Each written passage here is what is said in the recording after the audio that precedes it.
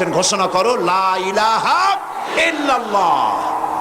আমাদের জিকির আজগার যারা জিকির আজগারে শেখানো হয় লা ইলাহা আস্তে ইল্লাল্লাহ জোরে কলবের উপরে মারো।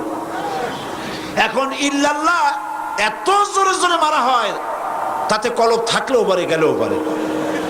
আপনার চার আঙ্গুল একখান কলজা এর উপরে জর মেরে আপনি করবেনটা কি? পয়গম্বরেরা চার আঙ্গুল কলজার উপরে জর মারে নাই, পয়গম্বরেরা লা ইলাহা ইল্লাল্লাহ ধাক্কা মেরেছেন ফেরাউনের গদির উপরে। ইব্রাহিম আলাইহিস সালাম লা ইলাহা ইল্লাল্লাহ বলে ইল্লাল্লাহর জর মেরেছেন, নমরুদের রাজতখ্ত উল্টে গেছে। মুহাম্মদ রাসূলুল্লাহ সাল্লাল্লাহু আলাইহি ওয়াসাল্লাম লা ইলাহা ইল্লাল্লাহ বলেছেন, আবু জাহেলের মুষ্টি সাফ হয়ে গেছে। এর নাম কলেমার জিকির। ফেরাউনের কাছে যখন গেছে, ফেরাউন তখন বুঝতে পেরেছে। ফেরাউন তখন বলছে মা আলিমতু লাকুম মিন ইলাহিন গায়রি, আমি তো জানি না আমি ছাড়া আর কোন ইলাহ আছে।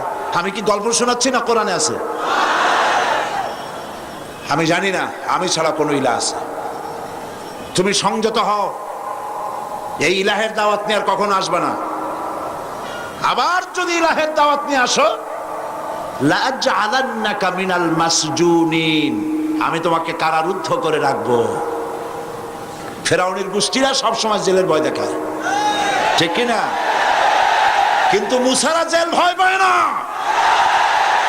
জেল মুসলমানদের পায়ের জুতা, ফাঁসির মঞ্চ মুসলমানদের গলার জুতার ফিতার মতো, ফাঁসির মঞ্চের গলার দড়ি মুসলমানদের ফুলের মালার মতো। এগুলিকে মুসলমানেরা পরোয়া কোনোদিন করে নাই। হযরতে মুসা আলাইহিস সালাম বলছেন বেটা আমারে তুমি ভয় দেখাও জেলে, তুমি আমারে চেনো নাই। আমি মুসা কালিমুল্লাহ, আল্লাহর সাথে কথা কই, আমি আল্লাহর পয়গম্বর, তোর জেলের পরোয়া আমি করি না।